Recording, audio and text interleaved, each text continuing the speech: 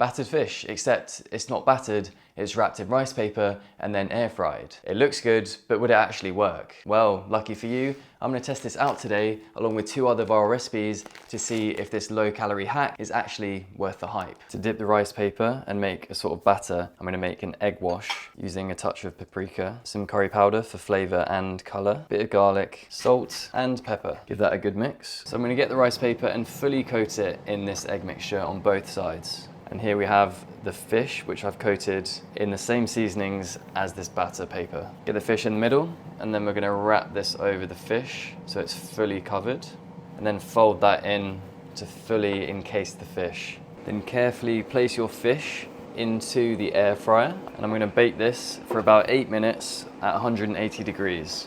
Let's have a little look before the 8 minutes are up. Interesting. I'm gonna do an extra 2 minutes. And this is what the fish looks like after 10 minutes. It has gone a bit crispy. And obviously we couldn't have this without some chips. I'm gonna put the mic next to it so you can hear the crisp. The fish came out to around 182 calories and 25 grams of protein. The rice paper batter, when it first came out, was crispy and it looked very crisp, but now it's been about 3 minutes and already the paper's going a bit soggy and it's not really crispy anymore. But let's give it a go.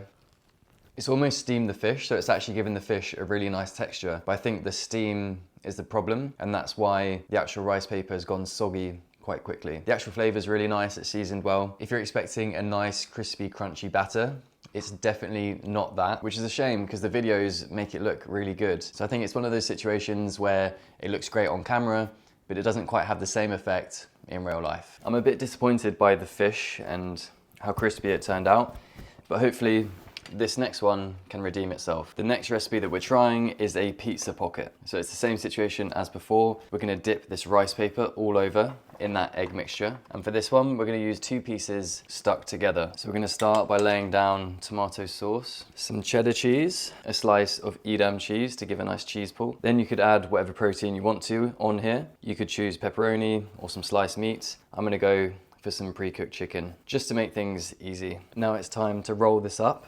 And you want to do this very carefully so you don't rip the paper. I'm going to bake this for around 4 to 5 minutes. And this is what it's looking like straight out the air fryer. I'm not going to lie, this doesn't look the most appetizing. It just looks a bit like a blob. The pizza pocket came out to around 313 calories and 25 grams of protein. Aesthetically wise, definitely been let down. So let's give this a go. The filling tastes really good, obviously because it's pizza with barbecue chicken. I would say the fact this isn't crispy isn't as bad as with the fish, because it almost gives like a dumpling kind of vibe, like a pizza dumpling. But in terms of like a crispy pizza pocket, it's definitely nowhere near that. I am enjoying it and I am gonna eat it, but I'm just thinking the amount of faff, is it really worth having that rice paper? Not really. I had to try a dessert option, so today we're gonna be trying out Mochi. If you wanna buy a pack of these bad boys, you might have to remortgage your house. But they're a great low-calorie snack, which actually tastes really good. But with this method, we can control what goes into them, so we can actually bump up the protein to not only make it a low-calorie snack, but also a high-protein one too. For the filling, I'm gonna mix zero-fat Greek yogurt. Along with some protein powder, I'm using vanilla. Give that a mix. To stop the rice paper from sticking,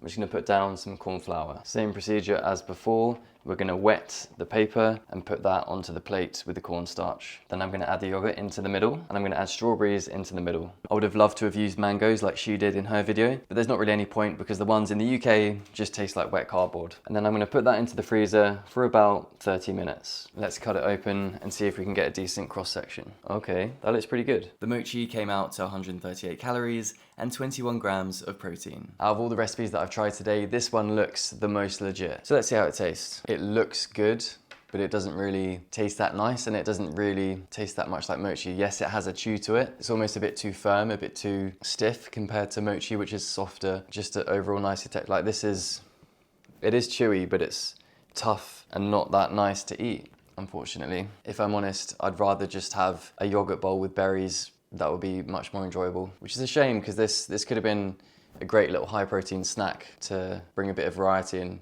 have something different to make the fat loss journey a bit more interesting. Overall, I'm actually really disappointed about that, and I was really excited to try these recipes because they look really good. But yeah, it's just a shame they didn't quite live up to the expectation or how they looked online. I've seen quite a few recipes where people have made something with rice paper and they've all been crispy and crunchy, so I don't know how they're getting that texture unless I'm just doing something completely wrong. But from what I've tried today, I would not recommend it.